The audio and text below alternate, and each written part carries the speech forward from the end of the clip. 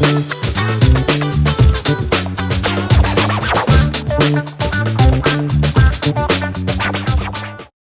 hello everybody. How you doing out there today?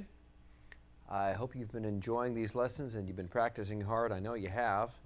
I've been practicing hard myself. Music is a lifelong ambition and takes a lot of practice, but it's fun every time because we enjoy doing it. All right. So, if you've been following along with our lessons, you know that we've been talking a lot about pentatonic scales, major and both minor. Now, pentatonic, as you remember, is a 5-note scale. Penta, 5, tonic, tone, 5 tones.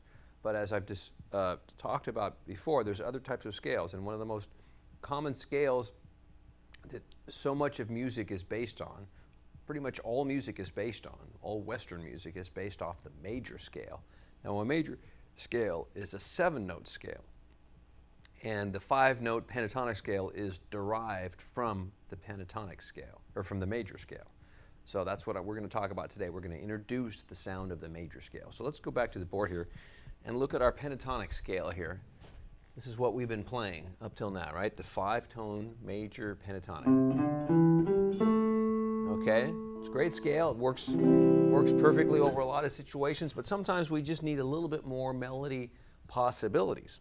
Okay, so what do? Remember, the pentatonic scale comes from the major scale. So what was the major scale? As you remember, it was a 7-note scale. So basically, let's take a look at where we miss a note as we go up the scale. What about the 4th degree of the scale? We don't have that. So let's add that back to the pentatonic scale. And then finally, there's one more note here that we took out. We took out the 7th degree of the scale, and it belongs right here. So now check it out. We have 7 notes. 1, 2, 3, 4, 5, 6, 7. And that's a complete major scale now. So this is a C major scale. Okay, and that extra 2 notes right here gives us a little bit more of a richer sound with the scale. Okay, but we're going to learn how the pentatonic scales that we've been working on have a lot to do with the fingerings that we've already learned, and we're going to apply the pentatonic fingerings inside of the major scales, and we're going to basically just enhance our scales. Okay, so let's go over here to the board, and I'll show you what we've already learned. We've learned 3 patterns of pentatonic scales, right? But what you don't, or maybe you do realize, is that all we're going to do is take these pentatonic scales and just add the 4th and the 7th degree to each of these pentatonic scales, and we're going to get major scales now. So once again, I'm trying to explain this in a way that makes you understand everything you've learned up till now is now being enhanced and added to, so the learning is deeper and you're understanding this information better. Okay, this isn't really new information. You're just enhancing it with some other information. So check it out. Let's talk about the pentatonic scale that we learned. One of the first shapes right here. Okay, very comfortable. Feels really good under our fingers. But let's enhance it now and make it the major scale that we were just talking about back there. Okay, well, let's figure out where the missing notes are that we need to add to make it a complete 7-note major scale. Okay, so let's check it out. Here we go. 1, 2, 3. We knew that there was an extra note here, the 4th degree of the scale that we had taken out, because the pentatonic doesn't have that. So let's add that back in. And here's the other tonic right here, or the middle tonic. Let's add the 7th degree of the scale. Oops. It's kind of a messy note, but you get the idea. Okay, now there's our 7-note scale. 1, 2, 3, 4, 5, 6, 7. And then that's the tonic, the repeat of the next octave. So we're going to add the next notes above that. That's where I am right now, but let's add the 4th degree right here. And then once again, we're going to add the 7th.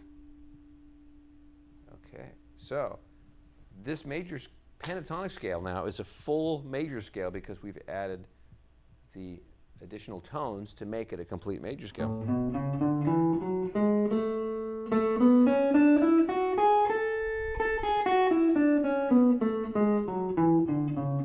Now you'll notice that I have to stretch now with one finger to get to that note. Now there's an actual optional fingering you could employ. You could also go like this. could put the stretch with your fourth finger. That's okay too. That would be, instead of putting that note here, you'd be putting it over here. Actually, you'd be putting it right here, the fret that is not written here. But you could see that it would be on this string right here. Okay, so either one is okay. The first way I showed you is a stretch with your first finger. The second way is a stretch with your fourth finger. There's no way around it. You have to stretch, but that's okay. It's still there. Okay, so now we have pattern 3 from this chord. Now we have a complete major scale, as well as the previous scale that we've learned, which is a simpler major scale called really a pentatonic scale. So let's do the same technique now to pattern 1, the other pentatonic that we learned. And that one, as you recall, was like this.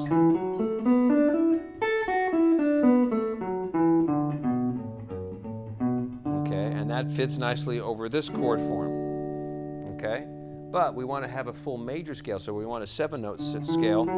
So we need to add the 4th degree back in and the major 7th in there. So let's find where those belong. I believe it's going to be right here. The 4th above the tonic, it's right there. Okay, and then, oops, I'm missing a note there, my fault. And then the 7th degree is right there. And now what do we have? Okay, very simple. See how we connected something that we already learned to the new information that we're learning today, and it makes it much easier to absorb it. Now this particular pattern doesn't go up as high. We'll only stay up on the 5th there of the scale, and the 7th degree is going to be actually available right here below. So we're going to continue down to get the 7th, and the 4th degree is below right here. So now we have a complete major scale from this chord form.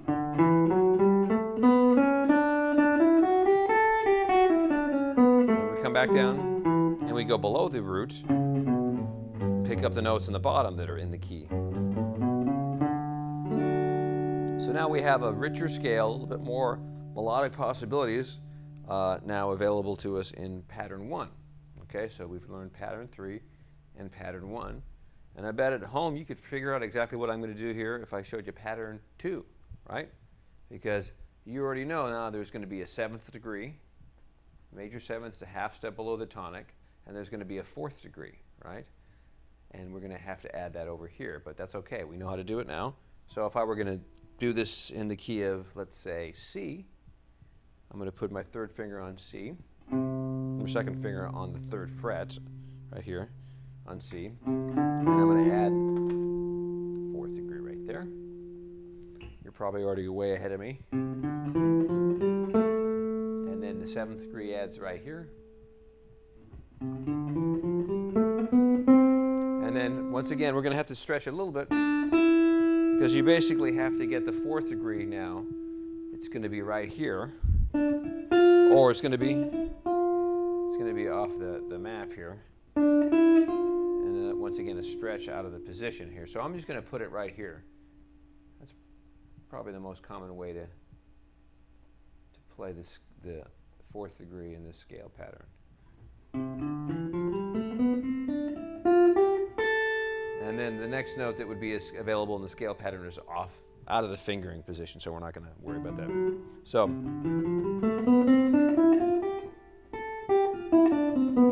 now we come down, and we can assume now there's also a 7th below right here.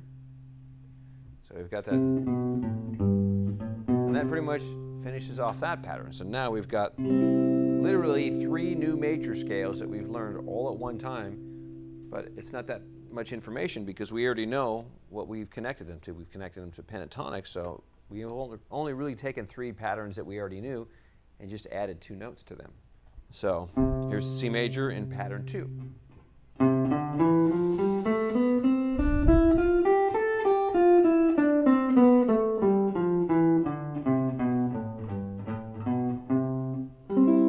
Right?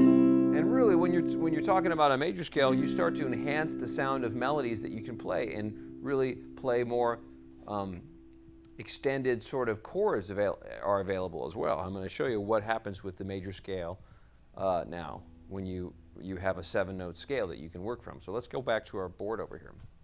So when we have a major scale, the reason that we even have harmony, in other words, chords, that we can play scales over is because someone a long time ago, I believe it was some crazy Greek guy, decided that the notes of this particular instrument he was playing, some lute or some stringed instrument, a long time ago, had more potential than just single notes. He figured out that if you took the notes of the scale and you stacked them together, in other words, you played more than one note at a time, you could create the sound of a more complicated or complex structure than just one note. And so he was brilliant, whoever this crazy Greek guy was, and he decided that not to stack all notes together. It would sound kind of like a one big crazy scale. So what he did is he decided to stack every other note together. And what that created was this sound. It created a chord. When you stacked the C, the E, and the G together,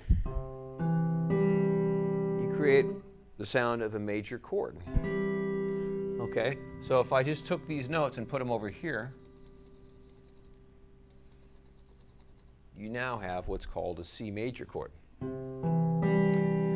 Okay, that's cool, but what's even cooler is that he continued to do the idea on every other note.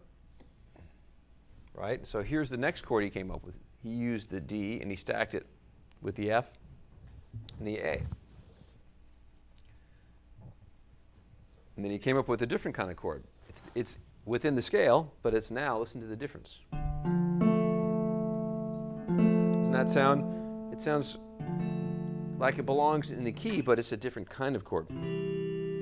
This is a brighter sound with the major quality, and this is a minor sound with the minor quality of the third.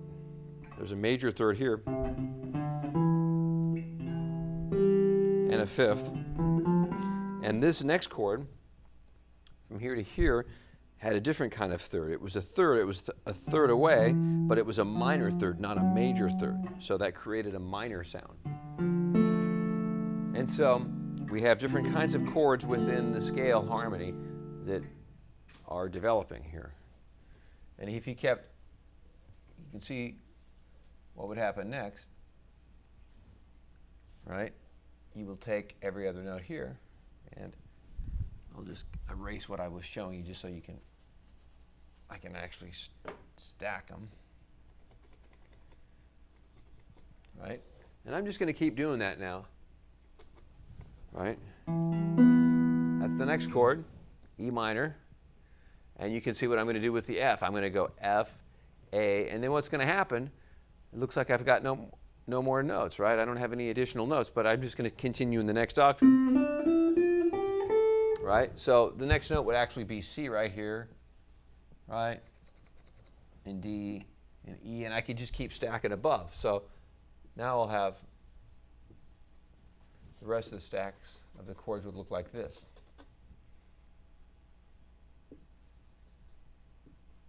Right? And then finally. So what we've got here now is a system of chords.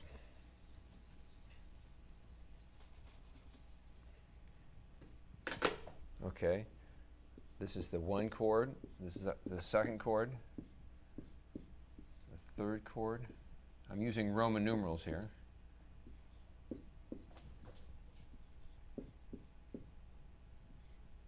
Oops. And this is okay. 1, 2, 3, 4, 5, 6, 7 chords here. And the chord qualities that we came up with were like this.